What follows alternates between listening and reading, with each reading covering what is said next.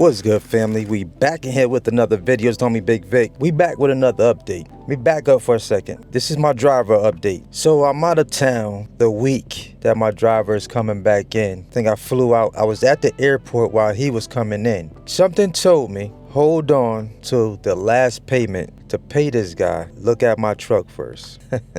Look at my truck first, which I didn't. You know when you go rent a vehicle and before they give you your deposit back, they take a walk around the truck. They do all the walk arounds, and now I see why they do that. So let me show y'all what let me show y'all what I found when I finally laid eyes on my truck. So I see why he went in ghost mode. I see why he's not responding to text messages or emails. And I like to deal with men. I like to deal man to man. If something happens, pick up the phone, make a phone call. I'm not a hard person to work with. I'm about to show y'all what I found on my truck, what I found on the outside of the truck. And this is the reason why he was glad to be hopping on the plane and using the excuse that he wanted to spend Mother's Day with his mom and all this other crap he was feeding me. But he was glad that I wasn't meeting him with my truck when he dropped it at the shop. He probably was ecstatic. I see why now. So let's go ahead and I'm gonna go over here to the truck and let y'all look at what happened. So here's Exhibit A. Look at this. Look at this, y'all. This is my side door. This is my side door. And then right here, this morning when I picked it up from the shop, I had to find a screw to put in here, because if I didn't, this door would fly open. The door would fly open if I didn't get them to put a screw in here so that this just doesn't come off. Because this, when I picked it up, I was literally able to just slide this entire handle off of here, which was crazy to me. So I had to put another screw in here. It was a handle right here. That's gone. But obviously he backed into something. I don't know, he pulled in too close to something and it dug in here. It dug in here. And then you can see here where, if you look, like this is pushed in, like whatever he went into, side, hit on the side or something. So it's crazy right here, man. Never mentioned any of this stuff to me. Never mentioned it. So it's crazy work right here. He was so in a rush to get out of Dodge, he left his coat inside the truck.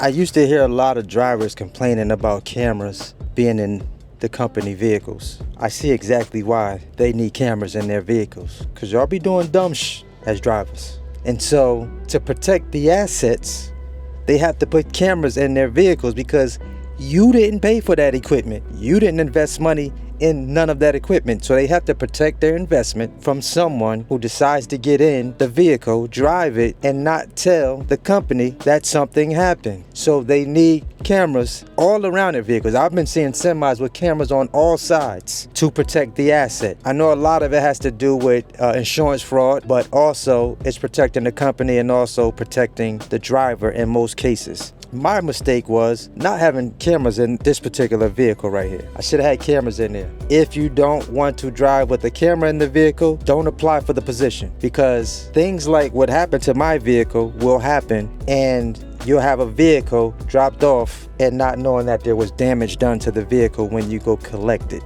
when you go pick up the asset. Make sure you have cameras in your vehicle.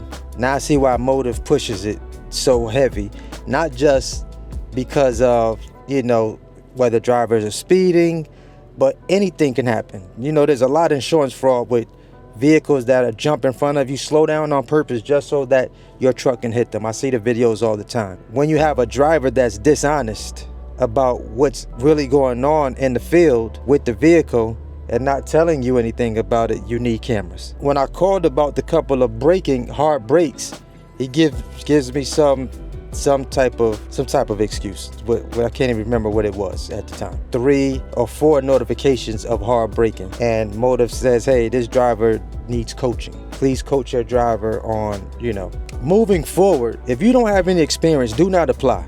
I'm not hiring anyone that does not have any experience behind the wheel. If you don't have experience, do not apply for any of the positions. I'm not about to deal with that again at all. It's very cowardly when someone just leaves a vehicle after given an opportunity. It really grinds my gears just for the simple fact that I paid a person thinking that my vehicle was okay, and they never mentioned any type of damages on the vehicle and then accepted the payment. That's crazy to me. That's diabolical right there. Moving forward, that will never happen again. That will never happen again.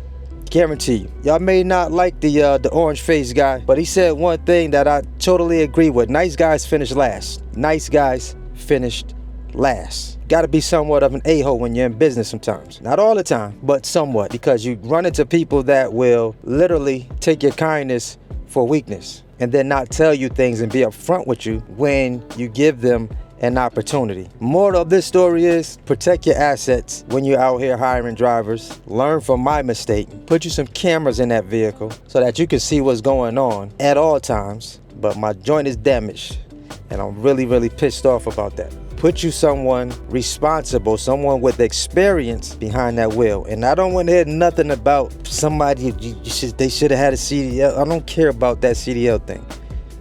Plenty of people have driven trucks without having a commercial driver's license, okay? It is what it is at this point. So moving forward, anyone else applying for a driving position with my company, number one, you got to pass a background check. Got to pass a drug test. Good driving record. I need everything. I'm putting cameras in the vehicle. So if you don't want a camera, drive with a camera, don't apply. You don't got an issue with that, shoot me an email. Got to have experience. No experience, got a bad driving record, keep doing what you've been doing. Don't swing this way. Keep watching the videos. So there's always red flags, you guys, when you're hiring people. I'm going to go back to when I used to cut hair when I was in the barbershop. I know people like to say the saying, don't judge a book by its cover. In business, you kind of got to judge a book by its cover, right? When you're doing business, when you're doing the hiring process. You notice why when you go to a job interview, you looking crazy? 9 times out of 10, you may not get that job based on your appearance. Why is that? Because most people are judging a book by its cover. Your appearance is everything. This is why people dress up. They put on their best character, right? When they're going to interviews. This particular driver did not put his best character on. He didn't. And I didn't want to, judge anybody based on looks. When I was in the barbershop and I was cutting hair, most people who were new to the barbershop, and the fellas, I'm sure y'all can agree with me on this, but most people, when they come in the barbershop, they are generally looking at sizing all the barbers up. They're sizing all the barbers up, and if you don't fit their description of, looking like you could possibly cut some hair and do a great job on their head, then that person probably won't be going with you. So basically the person is judging you based off what they see, right? Most of us judge people based on how they look, what we see. And in business, I feel like you have to pretty much do the same exact thing, because there's red flags usually that goes off when hiring someone. And some of these flags I kind of overlook. Even if you pass everything on the top, the surface level, the main things we look for: clean driving record, decent background. I say that to say that when someone literally comes with almost $0 to you to start off, someone needing to call mama and them to help out till they get their first paycheck, when drivers got to check with other people before they can actually take the position. Like these are all red flags.